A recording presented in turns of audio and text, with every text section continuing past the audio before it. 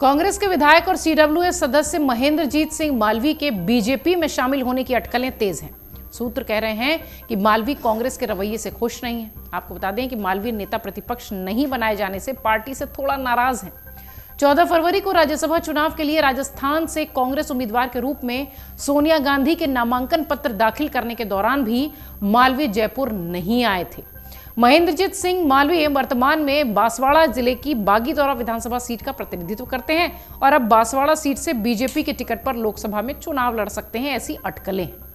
दक्षिणी राजस्थान के एक आदिवासी नेता के रूप में आगामी लोकसभा चुनाव में पहले उनका बीजेपी में शामिल होना महत्वपूर्ण साबित होगा। इसके मायने भी होंगे उस इलाके में खासतौर से। जानकारी के मुताबिक कांग्रेस के विधायक महेंद्रजीत सिंह मालवी ने मुख्यमंत्री भजनलाल शर्मा से भी मुलाकात की है, जिसके चलते उनके पार्टी में शामिल होने की हवा को बल मिल रहा है।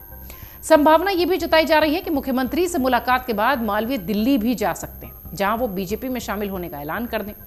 खतरा सिर्फ इस बात का नहीं है, राजस्थान से कांग्रेस के 4 अन्य दिग्गज नेता भी पार्टी बदलने के लिए कतार में खड़े हैं, यानी कुछ महाराष्ट्र जैसी स्थिति दिखाई पड़ती है। अंदर ही अंदर चर्चा यह है कि लालचंद कटारिया, राजेंद्र यादव, उदयलाल अंजाना से भी बीजेपी पार्टी में शामिल होने के लिए संपर्क कर चुकी है। फिलहाल मालवी के ही बीजेपी में शामिल होने के संकेत मिले हैं। दूसरे नेताओं की बात करें तो लालचंद कटारिया ने निजी कारण बताते हुए कांग्रेस से टिकट नहीं लेने की बात कही है।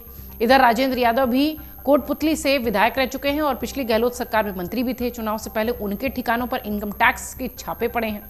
उदयलाल अंजाना भी पिछली सरकार में लगातार इनकम टैक्स की कार्रवाई को झेलते दिखाई पड़े हैं। बताया जा रहा है कि ये नेता किसी न किसी कारण से कांग्रेस से नाराज हैं और पार्टी बदल सकते हैं, यानी महाराष्ट्र की तरह राजस्थान में भी कांग्रेस में बड़ी टूट देखने मिलेगी। कुछ ऐसा ही हाल मध्य प्रदेश में भी हो सकता है, क्योंकि पूर्व मुख्यमंत्री कमलनाथ के पीसीसी चीफ के पद से हटाए जाने के बाद कमलनाथ और उनके बेटे नकुल नाथ के बीजेपी ज्वाइन करने की अटकलें तेज हो गई। लगातार कमलनाथ के बीजेपी में जाने की चर्चा है। उनके दौरे में कोई भी ऐसा बयान सामने नहीं आया जिसमें केंद्र और राज्य सरकार की नीतियों पर सवाल उठाया जाए, नाराजगी दिखाई जाए। बीजेपी द्वारा कमलनाथ और नकुलनाथ को लेकर कोई बयानबाजी भी नहीं हो रही है, अगर आप पिछले दिनों देखें तो। इन सब बातों के बीच कमलनाथ की बीजेपी में ज्वाइनिंग की अटकलें तेजी से बल मिलते हुए दिखाई पड़ रही है, या इन अटकलों को तेजी से बल मिल रहा है। छिंदवाड़ा के दौरे पर कमलनाथ और नकुलनाथ लगातार विभिन्न विकास खंडों में आम जनता के साथ दिखाई पड़ रहे हैं, लेकिन किसी भी आम सभा में अगर आप गौर करिए तो ना उन्होंने बीजेपी की सरकार पर हमला बोला है, न बीजेपी नेताओं के खिलाफ कोई बयानबाजी की है। ये सारी बातें और इसको बल देती हैं कि हो सकता हो कोई ना कोई रणनीति के तहत वो ऐसी बात कर रहे हो और दोनों के दोनों बीजेपी का दामन थाम ले। महाराष्ट्र में पिछले दिनों कुछ ऐसी स्थिति दिखाई पड़ी। अशोक चव्हाण पूर्व मुख्यमंत्री रह चुके हैं कांग्रेस के और दिग्गज नेता रहे हैं।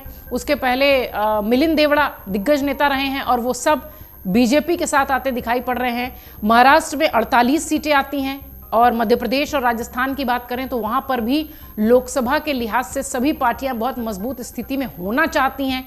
इस बीच कांग्रेस के लिए महाराष्ट्र की तरह हो सकता हो मध्य प्रदेश और राजस्थान में भी बड़ा झटका देखने मिले।